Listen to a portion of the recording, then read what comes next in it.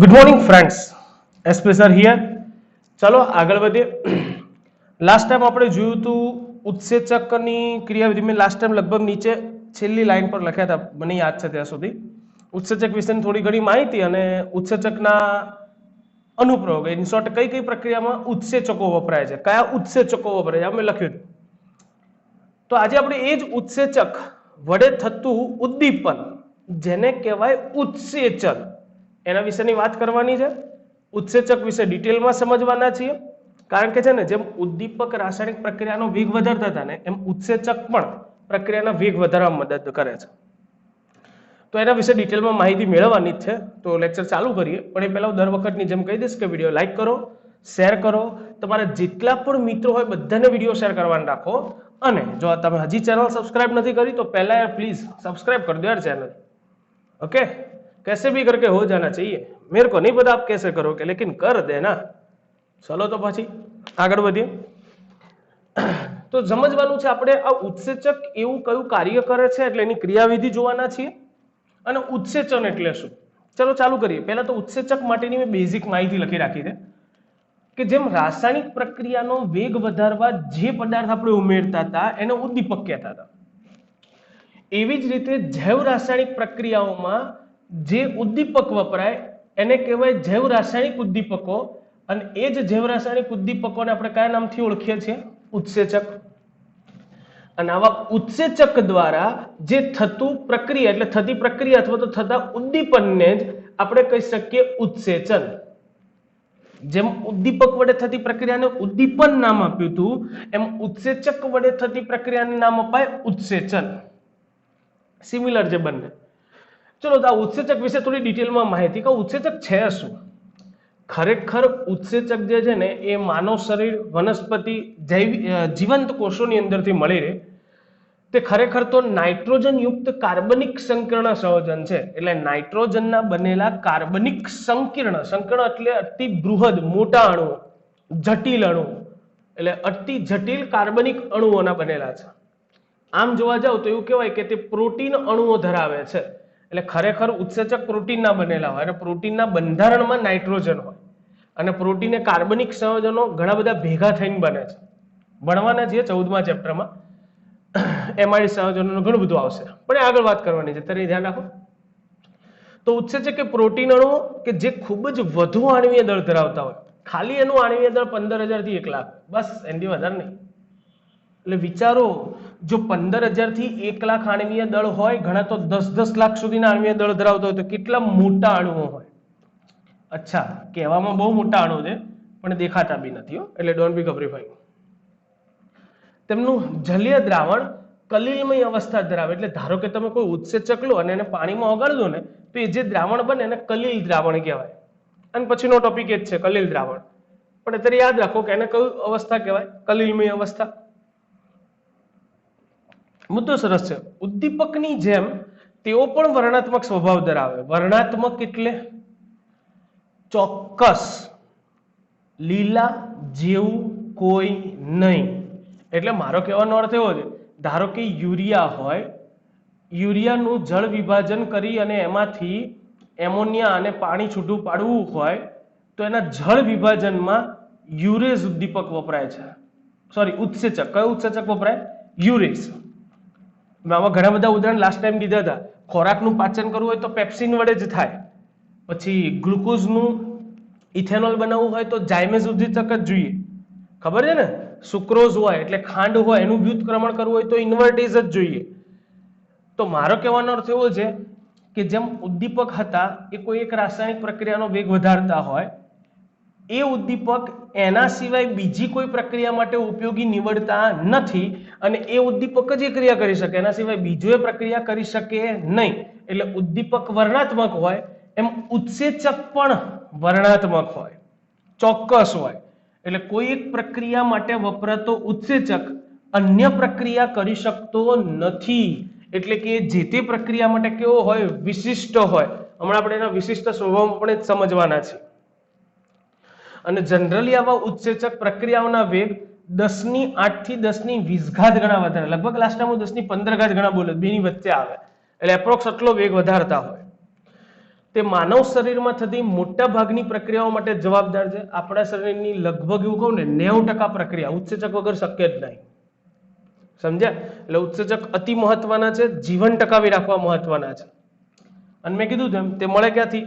તો જીવંત કોષોમાંથી શુદ્ધ સ્ફટિક સ્વરૂપે આમ તો મળી આવે છે, પણ તેમ છતાંય સૌથી પહેલો ઉત્સેચક 1969માં સૌ પ્રથમ પ્રયોગશાળામાં બનાવ્યો હતો અને એનું નામ હતું રિબોન્યુક્લિયોઝ. યાદ રાખજો નામ કયો? રિબોન્યુક્લિયોઝ. આ એમસીક્યુ માટે અતિ મોસ્ટ એમપી બેટા. ક્લિયર? અને પછી એના મેં ઉદાહરણ અહીંયા લખેલા જ છે, ઉદાહરણ લાસ્ટ લેક્ચર એકવાર રિવાઇન્ડ કરી લેજો. એની અંદર ઘણા બધા ઉદાહરણ મેં શીખવાડ્યા હતા કે ખાંડનું મેં કીધું એમ આથવણ કરવું હોય તો ઇન્વર્ટીઝ, ગ્લુકોઝનું ઇથેનોલમાં રૂપાંતરણ કરવું હોય તો ઝાયમેઝ, યુરિયાનું જળ વિભાજન કરવું હોય તો યુરેઝ, દહીંમાંથી નહીં, દૂધમાંથી દહીં બનાવવું હોય તો લેક્ટોબેસિલિસ. એટલે આવા ઘણા બધા ઉત્સેચકોનું લિસ્ટ મેં આખું લખ્યું હતું, તો ઉદાહરણમાં તમે લખી શકો છો. તો આ વાત છે ઉત્સેચકની. 2 માર્ક્સમાં પૂછાતો પ્રશ્ન, ઉત્સેચક એટલે શું તેના વિશે નોંધ લો. થોડા ઘણા મુદ્દા લખી દો, ચાલે દોડે નાચે કૂદે રમે ભાગે. પણ આ ઉત્સેચક જે છે ને બેટા, એ ઉત્સેચકની લાક્ષણિકતાઓ બહુ ગજબ છે. ગજબ છે એટલે મારો કહેવાનો અર્થ એવો છે કે નો ડાઉટ જેમ ઉદ્દીપક હતો એ રાસાયણિક પ્રક્રિયાનો વેગ વધારતો હતો, પણ એ રાસાયણિક પ્રક્રિયાનો વેગ કેટલો વધારે? 2 ગણો, 3 ગણો, 5 ગણો. પણ મારે બેટા ઉત્સેચકો હોય એ ઉત્સેચકો પ્રક્રિયાના વેગ કેટલા વધારે? 10⁸ થી 10⁻20 ગણા. એટલે અતિશય વેગ વધારે નાખે. તો એવું શું કામ થાય છે? તો એના માટે જવાબદાર છે ઉત્સેચકની થોડી ઘણી લાક્ષણિકતાઓ જે આપણે જોવાની છે. તો આપણે જોઈએ ઉત્સેચક ઉદ્દીપકની લાક્ષણિકતાઓ. એવું કહી શકાય કે ઉત્સેચક તેમની ક્રિયાવિધિમાં અદ્વિતીય છે. ઉત્સેચક જેવું કોઈ નહીં. આપણે રામલીલાનો ડાયલોગ છે ને, લીલા જેવું કોઈ નહીં, એના જેમ છે. ઓકે, ચલો તો પહેલા જોવાનું છે એની વિશિષ્ટ કાર્યક્ષમતા. સહજ એક પ્રશ્ન થાય કે સાહેબ પેલા ઉદ્દીપક હોય પ્રક્રિયાનો વેગ 2 ગણો, 3 ગણો, 5 ગણો વધારે, તો આ મારા બેટા આટલો બધો વેગ કેમ વધારે છે? તો એનું કારણ છે કે ઉદ્દીપક પોતાની કાર્યક્ષમતામાં અતિ અતિ અતિ વિશિષ્ટ હોય. કેમ? 1 મિનિટમાં, સાંભળજો ખાસ, 1 મિનિટમાં 10 લાખ પ્રક્રિયક અણુને તોડી નાખે છે. એટલે 1 મિનિટમાં એ 10 લાખ અણુઓ હોય ને પ્રક્રિયકના, એનું નિપજમાં રૂપાંતર કરી નાખે. 10 લાખ, 10⁶ થયા. એટલે એક ઉત્સેચક 1 મિનિટમાં 10 લાખ અણુઓને ફાડ દઈને ટુકડા કરીને નિપજ બનાવી નાખે. કેટલા સ્પીડી કામ થાય, સમજાય છે? અને એના માટે થઈને જ તે ઉચ્ચ વિશિષ્ટ સ્વભાવ ધરાવતા હોય છે. એટલે ઉચ્ચતમ વિશિષ્ટ સ્વભાવ એટલા માટે મેં લખ્યું છે કે જેમ આપણે કીધું હતું ને કોઈ પણ રાસાયણિક પ્રક્રિયા માટે ઉદ્દીપક વિશિષ્ટ હોય, એમ ઉત્સેચક પણ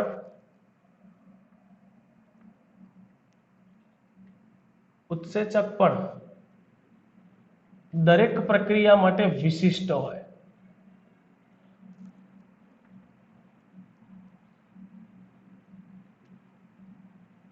તેના સિવાય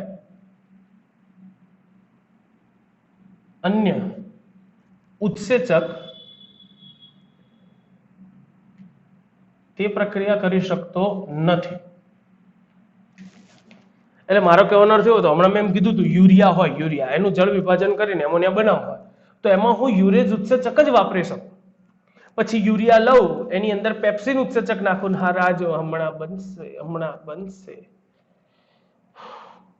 ટેણિયા આવી જાય ને તો એ ના બન્યું હોય. ઇન શોર્ટ, દરેક ઉત્સેચક પોતાની કાર્યક્ષમતામાં, પોતાની ક્રિયાવિધિમાં એ વિશિષ્ટ હોય.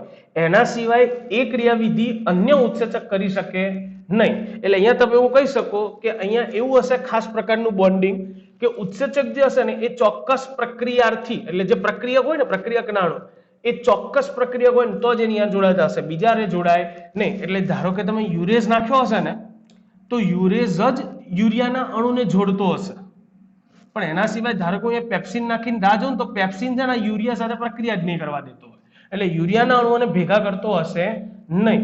ઇન શોર્ટ, પ્રક્રિયા માટે ઉત્સેચક હંમેશા વિશિષ્ટ હોય, એના સિવાય બીજો કોઈ પ્રક્રિયા કરી શકે નહીં. ત્રીજી અને અતિ મહત્વની વાત છે અનુકૂળતમ તાપમાન. ઉત્સેચક પ્રક્રિયામાં જે એટલે ઉત્સેચન ક્રિયાવિધિ છે એ ઉત્સેચન ક્રિયાવિધિમાં ઉત્સેચકનો પ્રક્રિયા વેગ વધારવાનો એટલે પ્રક્રિયા વેગ વધારવાની કાર્યક્ષમતા ચોક્કસ તાપમાને જ હોય. એનાથી વધુ તાપમાન કે એનાથી નીચા તાપમાને તે એટલી બધી કાર્યક્ષમતા દર્શાવતા નથી. તો એ જે તાપમાન હોય તાપમાનને અનુકૂળતમ તાપમાન કહેવાય. ફરીથી બોલું, શું કીધું મેં? દરેક ઉત્સેચક છે ને એ ચોક્કસ તાપમાનના ગાળામાં અતિ સક્રિયતા ધરાવે. લખું છું, ચાલો. ચોક્કસ તાપમાનના ગાળામાં સક્રિયતા ધરાવે એવા તાપમાનને અનુકૂળતમ તાપમાન કહેવાય. અને મોટા ભાગના ઉદ્દીપક માટે અનુકૂળતમ તાપમાન છે 298 કેલ્વિન થી 310 કેલ્વિન તાપમાન. કેટલા? 298 થી 310 ના ગાળાની અંદર મોટા ભાગના ઉત્સેચક પોતાની ક્રિયાવિધિમાં અતિ સક્રિય વલણ ધરાવે. એટલે એટલું તાપમાન હોય ને તો એ પ્રક્રિયાના વેગ 10⁸ થી 10⁻² ગણા વધારવા માટે મદદરૂપ થાય. પણ એનાથી નીચું તાપમાન હોય કે એનાથી ઊંચું તાપમાન હોય તો એમની ક્રિયાશીલતા ઘટે, એટલે પ્રક્રિયાનો વેગ વધારે પણ જેટલો જોઈએ એટલો વધારે નહીં. એનું એક સાદું સિમ્પલ ઉદાહરણ આપું તો દૂધમાંથી દહીં બનાવવું હોય ને તો તમે જોજો, માર્ક કરજો અથવા ઘરમાં મમ્મી પપ્પાને પૂછી જોજો. ઉનાળાની અંદર પપ્પાને ના પૂછતા, ઘણા પપ્પાને ખબર હોય, ઘણા પપ્પાને ના ખબર હોય, મારે પડે એટલે પૂછતા નહીં, મમ્મીને પૂછજો કે ભાઈ છે ને ઉનાળાની અંદર તમે દૂધમાંથી દહીં બનાવવા મૂકો ને તો નોર્મલ ટેમ્પરેચર બહારના વાતાવરણ બી મૂકી રાખો તો 3-4 કલાકમાં બની જાય. પણ સાલું શિયાળામાં દહીં બનવામાં વાર લાગે. કેમ? કારણ કે શિયાળાની અંદર જો તાપમાન 298 થી થોડું ઘણું નીચે જતું રહેતું હોય તો એવા સમયે ઉત્સેચકની ક્રિયાવિધિ એટલે કે એની જે પ્રક્રિયા કરવાની વૃત્તિ છે, એની સક્રિયતા છે એ થોડા ઘણા પ્રમાણમાં શું થાય? ઘટી જાય. એટલે દૂધમાંથી દહીં બનતા શું થાય? થોડી વાર લાગે. સમજાય? એટલે જ આપણા શરીરની અંદર બી આપણા શરીરનું ટેમ્પરેચર લગભગ આની અરાઉન્ડ હોય, આની આજુબાજુનું જ હોય. એટલે આપણા શરીરની બધી ક્રિયાવિધિ શક્યતા મસ્ત ચકાચક ચાલતી હોય. પણ જો આપણને તાવ આવે એટલે કે જો તમે હોટ બની જાઓ, એટલે જો 310 કેલ્વિન કરતા તાપમાન કે તાવ આવે ને ત્યારે આપણા શરીરનું તાપમાન 310 કેલ્વિન થી વધી જાય તો આવા સમયે આપણા શરીરની અંદર ઘણી બધી ઉત્સેચક ઉદ્દીપનની ક્રિયાવિધિઓ નબળી પડે, લૂઝ મોશન થઈ જાય, એટલે ઘણા બધા પ્રોબ્લેમ થતા હોય છે. તો આપણા શરીરમાં પણ સક્રિય ક્રિયાવિધિ રાખવી હોય તો તાપમાન આની વચ્ચે રહેવું જોઈએ. પણ તાવ આવે તમે કંઈ ના કરી શકો. તાવ આવે તો તાપમાન આની ઉપર જાય જેથી શરીરની ક્રિયાવિધિમાં ખલેલ પહોંચે. तो अनुकूलतम तापमान शू है खबर पड़ी बद्दा? फाइनल लॉक कर दिया जाए. तो आगे बढ़ते हैं. उसके बाद अगला पड़ाव अनुकूलतम पीएच. जेम में कीधु एम दरेक उत्सेचक एक चौक्कस तापमानना गाळामां सक्रिय बने 298 થી 310 एवी ज रीते दरेक उत्सेचक एक चौक्कस पीएच ना गाळामां વધુ સક્રિયતા ધરાવે છે. આવા ચોક્કસ પીએચ નો ગાળો હોય અને અનુકૂળતમ પીએચ કહેવાય. અને આવી જનરલી પીએચ નું મૂલ્ય છે 5 થી 7. એટલે નોર્મલ એસિડિક થી તટસ્થ દ્રાવણ હોય ને એની અંદર ઉત્સેચકની ક્રિયાવિધિ અતિ વધુ એટલે ક્રિયાવિધિને ક્રિયા કરવાની વૃત્તિ એની સક્રિયતા વધારે હોય. પણ પીએચ હજી ઓછી થઈ જાય અથવા પીએચ વધી જાય એટલે દ્રાવણ બેઝિક બની જાય અથવા તો બહુ એસિડિક બની જાય તો એવા દ્રાવણોની અંદર કે એવા માધ્યમમાં જે તે ઉત્સેચકની ક્રિયાવિધિ થોડી શું થાય? નબળી પડે. એટલે પ્રક્રિયાનો વેગ જેટલો વધવો જોઈએ એટલો વધે નહીં. એના પછી છે ઉત્તેજક અથવા સહ ઉત્સેચક. ખાસ ધ્યાન રાખજો, બહુ સરસ મજાનો પ્રશ્ન છે, મોસ્ટ એમપી. આમાંથી એમસીક્યુ પણ ઘણા બધા પૂછી શકાય. તો તમને યાદ છે મેં કીધું હતું ઉદ્દીપક હોય રાસાયણિક પ્રક્રિયાનો વેગ વધારે છે, પણ એવા ઉદ્દીપકની સાથે કેટલાક પદાર્થ નાખતા તે પદાર્થ ઉદ્દીપકની સક્રિયતા વધારતા હતા. તો એવા જે વધારાના પદાર્થ નાખતા હતા ને એને આપણે પ્રવર્ધક કહેતા હતા, કે જે પ્રક્રિયા વેગ ના વધારે પણ પ્રક્રિયા વેગ વધારતા ઉદ્દીપકની સક્રિયતા વધાર નાખે, તો એવા પદાર્થોને આપણે પ્રવર્ધક નામ આપ્યું હતું. એ જ વસ્તુ અહીંયા છે. ઉત્સેચક પોતાનું કાર્ય કરવાના, પ્રક્રિયાનો વેગ વધારવાના, પણ આવા ઉત્સેચકની સક્રિયતા વધારવા માટે એની સાથે બે પ્રકારના પદાર્થો જોડાઈ શકે, કાં તો ઉત્તેજક હોય કાં તો સહઉત્સેચક હોય. તો સૌથી પહેલા તો મજાની વાત કે સહઉત્સેચક શું છે. તો સહઉત્સેચક માટે ધ્યાન રાખજો, મેં કીધું એમ ઉત્સેચક એ પ્રોટીનના બનેલા ભાગ છે. પ્રોટીન વાળો ભાગ કે જેને આપણે શું કહીએ છીએ, ઉત્સેચક. અને આવા પ્રોટીન વાળા ભાગ એટલે ઉત્સેચકની સાથે જો યોગ્ય પ્રમાણમાં અલ્પ માત્રામાં વિટામિન્સ જોડાય, તો આવા જે વિટામિન્સ જોડાય છે કે જે એની સાથે જોડાયા પછી આ નથી જોડાતો તો આની ક્રિયાશીલતા ઓછી હોય, સક્રિયતા ઓછી હોય. પણ જેવા વિટામિન, આપણે જે વિટામિન શરીરની જરૂર હોય છે ને, એ બધા વિટામિન શું કામ કરે, તો આવા વિટામિન આપણને ખબર છે થોડી માત્રામાં હોય તો બી ચાલે, આપણા શરીરમાં વિટામિન માત્રામાં જ જોઈએ, પણ એ વિટામિન કામ શું કરે, તો આ જે બધા વિટામિન્સ આપણા શરીરમાં હોય છે એ આપણા શરીરમાં થતી ઘણી બધી પ્રક્રિયાના ભાગ લેતા ઉત્સેચકો સાથે જોડાય, અને એની સાથે જોડાયા બાદ એ સહઉત્સેચકનું કામ કરે, એટલે આવા ઉત્સેચકની સક્રિયતા શું કરે, વધાર નાખે. તો મગજમાં ફિટ કરી દો, સહઉત્સેચક શું છે, ઉત્સેચક સાથે જોડાયેલો બિન પ્રોટીનમય ભાગ. આ બિન પ્રોટીનમય હોય, બિન પ્રોટીનયુક્ત ભાગ. બિન પ્રોટીનયુક્ત ભાગ એટલે કોણ, વિટામિન્સ કે જે સહઉત્સેચકનું કાર્ય કરે, એટલે કે વિટામિન્સ ઉત્સેચકની સક્રિયતામાં શું કરે, વધારો. ઘણા બધા ઉત્સેચક એવા છે કે જેમની સાથે વિટામિનના બદલે ઉત્તેજકો, હવે ઉત્તેજકો ક્યારે કહેવાય, તો ઉત્તેજકો એટલે ઉત્સેચક એટલે પ્રોટીન ભાગ, પણ ઘણા બધા ઉત્સેચક એવા પણ છે કે જેમની સાથે કોઈ આયન જોડાય, લાઈક ધેટ સોડિયમ છે, મેંગેનીઝ છે, કોબાલ્ટ છે, કોપર છે, તો આવા કોઈ પણ ધન આયનો જોડાય, તો આવા આયનોની હાજરીમાં ઉત્સેચકની સક્રિયતા શું થાય, વધી જાય. તો જ્યારે આવા આયનો જોડાયા હોય ધન આયન, તો એવા ધન આયનોને ઉત્સેચક સાથે જોડાયેલા શું કહેવાય, ઉત્તેજક. પણ જો ઉત્સેચક સાથે બિન પ્રોટીનમય ભાગ એટલે કે વિટામિન્સ જોડાય, તો એવા વિટામિન્સને કહેવાય સહઉત્સેચક. એટલે આ થઈ ગયા ઉત્તેજક. અને આવા ઉત્તેજક જોડાવાથી પણ ઉત્સેચકની સક્રિયતા શું થતી હોય, વધી જતી હોય. જેનું ઉદાહરણ આપું તો એમાઇલેઝ ઉત્સેચક છે. જો એમાઇલેઝ ઉત્સેચકની કાર્યક્ષમતા વધારવી હોય તો એમાં થોડું મીઠું નાખી દો અથવા મીઠા સાથે પ્રક્રિયા કરો, તો મીઠામાં રહેલા ધન આયન Na+ એમાઇલેઝ સાથે જોડાય છે, એની પ્રક્રિયા વિધ ફાટ દઈને શું કરી નાખે, વધારી નાખે. તો શું છે ખબર પડી કે ના પડી, ફરીથી કહું છું, સાંભળજો, બહુ ઈઝી વાર્તા છે. ઉદ્દીપકની ક્રિયાશીલતા વધારવા માટે જે પદાર્થ નાખતા હતા એને આપણે કહેતા હતા પ્રવર્ધક. એવી જ રીતે જૈવ રાસાયણિક પ્રક્રિયામાં સંકળાયેલા ઉત્સેચકો સાથે બે પ્રકારના પદાર્થ જોડાઈ શકે, કાં તો એ સહઉત્સેચક હોય કાં તો એ ઉત્તેજક હોય. સહઉત્સેચક તરીકે કોણ હોય, બિન પ્રોટીનયુક્ત ભાગ એટલે વિટામિન્સ હોય, તો આવા વિટામિન્સ વિટામિન્સ ઉત્સેચક સાથે જોડાય તો એની સક્રિયતા વધારે, અથવા તો ઉત્તેજક તરીકે આવા ધન આયનો હોય જે ઉત્સેચક સાથે જોડાઈને એની સક્રિયતા વધારે. તો આ બંને ઉત્સેચકની સક્રિયતા વધારે છે, તો આ બંને જેમ ઉદ્દીપકમાં પ્રવર્ધક હતા એમાં બંને ઉત્સેચકના પ્રવર્ધક થાય. પણ આપણે પ્રવર્ધક નામ આનું લખીશું નહીં, આના માટે અલગથી નામ આપ્યા છે કે ઉત્સેચક સાથે જો સહઉત્સેચક અથવા તો ઉત્તેજક જોડાય તો એ તેની સક્રિયતામાં શું કરે છે, વધારો. ડન. પછી યાદ હોય તો ઉદ્દીપકમાં હજી એક વસ્તુ ભણ્યા કે ઘણીવાર ઉદ્દીપકની અંદર કોઈ એવી વસ્તુ ભળી જાય ને અશુદ્ધિ, તો એ પ્રક્રિયાનો વેગ વધારવાને બદલે ઘટાડે.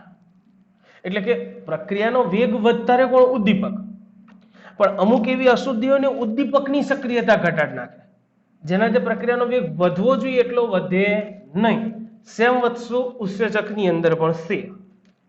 ઉત્સેચકની અંદર પણ ઘણા એવા પદાર્થો છે કે જે ઉત્સેચકની ઉત્સેચન ક્રિયાવિધિને અવરોધે.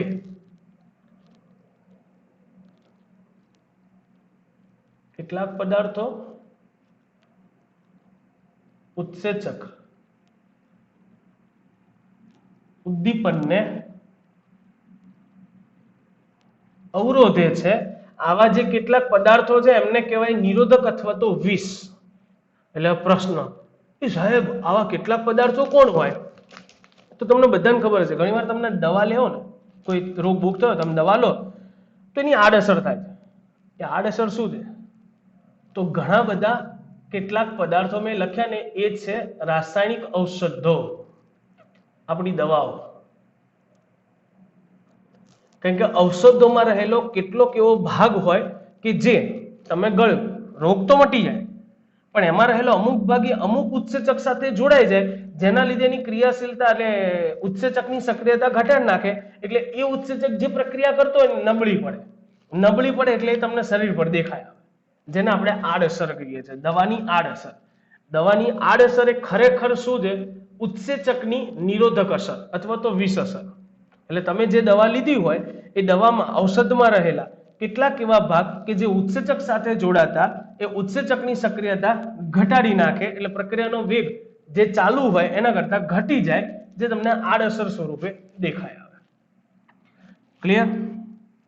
તો ઉત્સેચક ઉદ્દીપનની લાક્ષણિકતાઓ મેં લખી. તો બધાના મગજમાં એક સળગતો પ્રશ્ન હોય, સાહેબ એવું તે આની અંદર શું છે કે જેના લીધે મારા બેટા આટલા બધા સક્રિય હશે? ચલો તો આવો આપણે જોઈએ ઉત્સેચક ઉદ્દીપનની ક્રિયાવિધિ. ઉત્સેચક ઉદ્દીપનની ક્રિયાવિધિ બહુ ઈઝી છે. પહેલા તો સમજજો, હું આખી ડિસ્ક્રાઇબ કરીશ, સમજાવીશ આખી ક્રિયાવિધિ. ક્લિયર? પહેલા સમજી લઈએ. થિયરિકલ તમને ચોપડીની અંદર મુદ્દા, પેમ્ફલેટમાં મુદ્દા મળી જશે અને બહુ પપ્પુ જેવા, જેને સમજાઈ ગયો ને લખતા આવડે. સો ડોન્ટ બી ગભરાઈ. ચલો સમજો.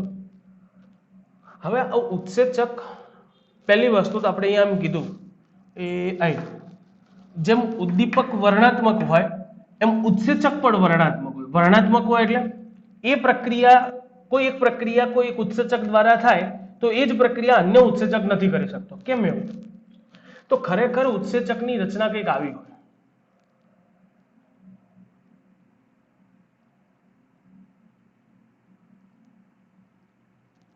આ માત્ર સમજવા માટે દોરેલો આકાર છે ભાઈ.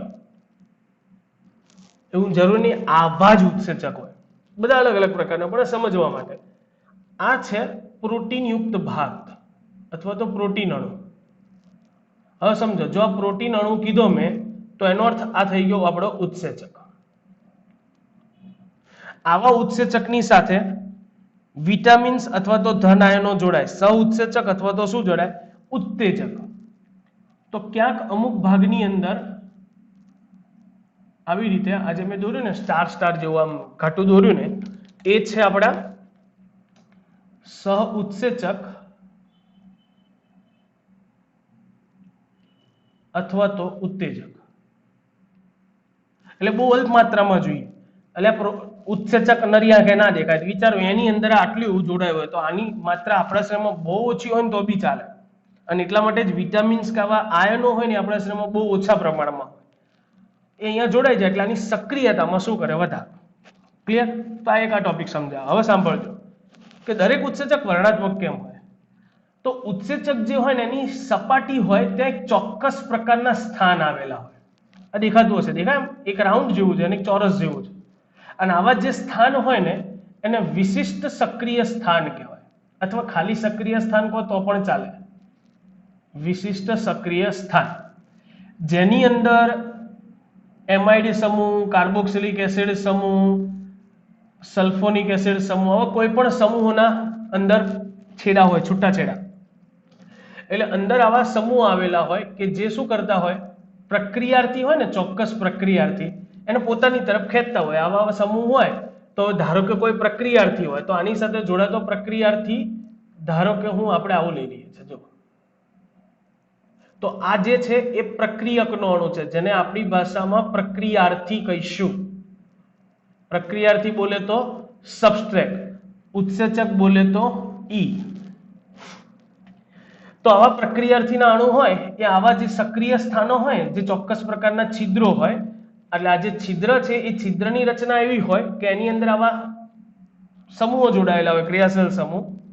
આવા ક્રિયાશીલ સમૂહ ધરાવતા છિદ્રોને કહેવાય સક્રિય સ્થાન. અને આ છિદ્રોની સાઈઝ એવી હોય કે પ્રક્રિયકના અણુઓને આકર્ષી અને અંદર પણ નાખી શકે, બનતી નિપજને છૂટી પણ પાડી શકે.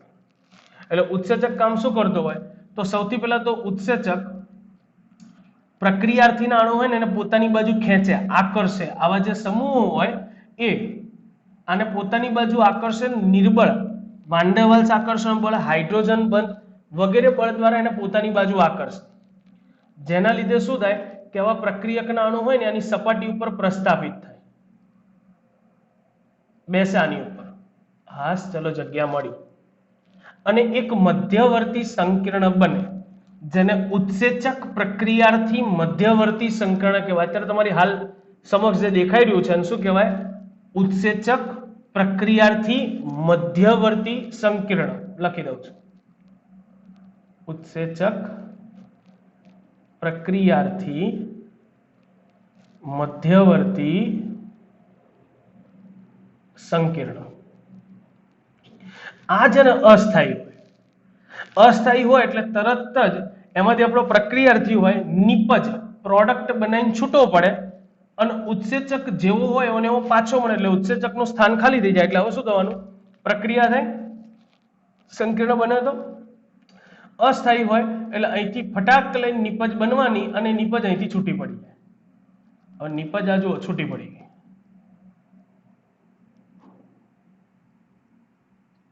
આ નિપજ થઈ ગયું, પ્રોડક્ટ, આ સબસ્ટ્રેટ. અને હવે આ સ્થાન જે હતા એ પાછા ખાલી થઈ ગયા. આ સ્થાન પાછા ખાલી થઈ જાય એટલે શું થવાનું?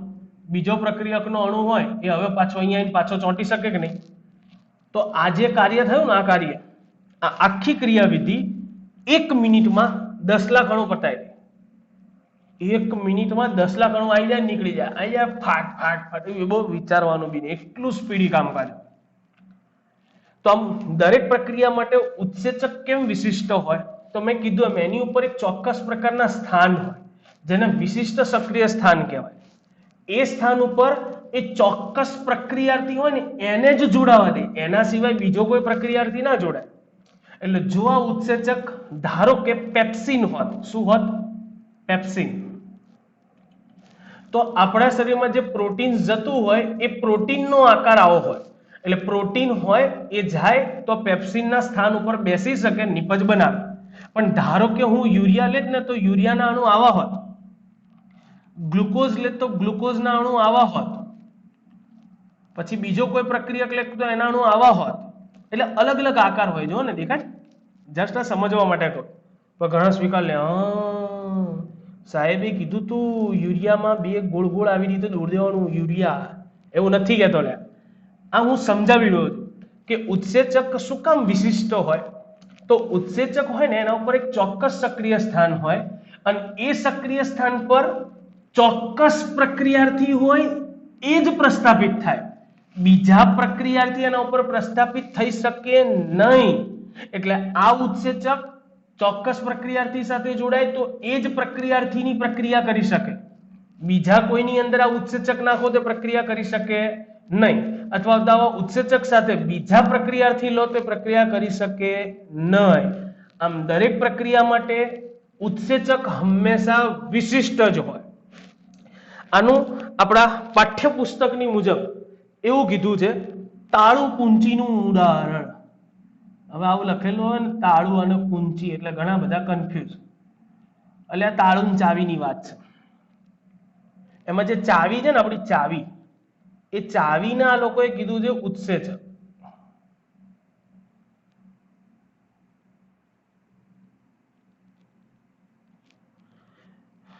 ચાવી છે આપણી ઉત્સેચક. લોક જે હોય, લોક,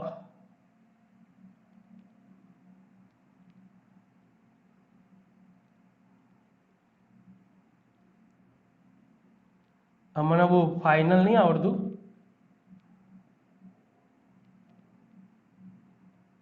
આ લોક છે એ છે સબસ્ટ્રેટ, પ્રક્રિયાર્થી.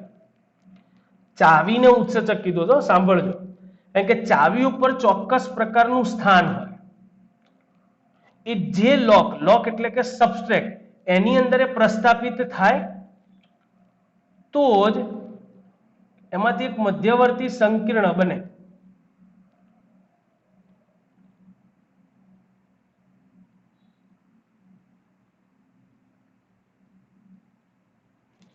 એટલે આમાંથી એક ચોક્કસ મધ્યવર્તી સંકીર્ણ બને અને એ સંકીર્ણ અસ્થાયી હોય એટલે નિપજ બને. નિપજ બને તો શું થાય? ચાવી આપણી તૂટી જાય.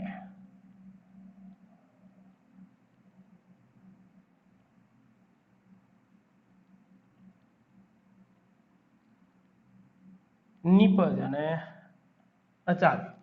એટલે આવું ઉદાહરણ દ્વારા સમજાવ્યું છે. આ લોકોનું કેવું એમ છે કે ચાવી હોય ને એ ચાવી ઉપરના જે સ્થાન હોય ને એવી જ રીતના ચોક્કસ સ્થાન ઉત્સેચક પર હોય. જે લોક હોય એમાં એ ચાવી પ્રસ્થાપિત થાય, બંધ બેસે, ત્યાં જ એ મધ્યવર્તી સંકીર્ણ બનાવે એટલે ચાવી ફરે અને અંતે ચાવી ફરીને બહાર એટલે ઉત્સેચક હોય અને એવો પાછો મળી જાય અને લોક ખુલી જાય. આ ખુલેલું લોક છે પણ ઇનશોર્ટ આપણી ભાષામાં નિપજ બને એટલે નિપજ છૂટી પડી ગઈ. ક્લિયર? તો તાળા કુંચીના ઉદાહરણ દ્વારા પણ આની ક્રિયાવિધિ સમજી શકાય. પણ હા, મને ખબર છે તમારા બધાના મગજમાં સળગતો પ્રશ્ન હશે કે સાહેબ તો ચોર ચાવી હોય એ તો બધા લોક ખોલી દે, તો એવા ઉત્સેચક હોય ખરા? બે આ માત્ર ને માત્ર સમજાયું એ ભાઈ. બાકી આ ચાવીની ઉપરના જે સ્થાન હોય ને એ અચળ હોય, હલન ચલન કરી શકે નહીં. સમજ્યા? ઘણા કે ના ના હવે દાંતેથી આમ વાળી દઈએ, એવું બધું નહીં કરવાનું. કવે સાંભળો, આ બધા સ્થાન હોય એ અચળ હોય, નિષ્ઠુર હોય, એ હલન ચલન કરી શકે નહીં. પણ આ ઉત્સેચક હોય એની સપાટી પરના જે સ્થાન હોય ને એ ચોક્કસ પ્રક્રિયાથી પ્રસ્થાપિત થાય ને ત્યારે થોડા ઘણા હલન ચલન કરી શકે એવા હોય, એટલે ફ્લેક્સિબલ હોય. એટલે હાથના મોજા જેવું કામ ચાલે કે જમણા હાથનું મોજું હોય જમણા હાથમાં જ ચડે, ડાબા હાથમાં ચડે તો આ બાજુ અંગૂઠો રહી જાય, લોચો પડી જાય. હા, કારણ કે ઊંધું પહેરવાનું, ઊંધું નહીં સીધું જ પહેરવાનું. તો તમે ડાબા હાથમાં પહેરી શકો નહીં, જમણા હાથમાં જ. અને એ પહેરતા હોય ત્યારે ચોક્કસ એની અંદર રહેલા જે ખાના છે એ એડજસ્ટેબલ હોય. એવી રીતે આપણા ખાના થોડા ઘણા એડજસ્ટેબલ હોય, પણ એનો અર્થ એવો નહીં કે બીજો પ્રક્રિયા હોય ને મેં સેટ થઈ જાય, ના થાય. ચોક્કસ પ્રક્રિયાથી માટે થોડા ઘણા એડજસ્ટ થઈ શકે. એટલે આમ તો તાળા કુંચીના ઉદાહરણ દ્વારા આપણે સમજી શકીએ છીએ, પણ આ એટલું બધું પરફેક્ટ ઉદાહરણ નથી. એટલે જ મેં તમને આ સરસ મજાની આકૃતિ દોરીને સમજાવ્યું. ક્લિયર? તમે આની પણ આકૃતિ દોરી શકો છો. મેં પહેલા દોર્યું તેમ ઉત્સેચક દોરી શકો.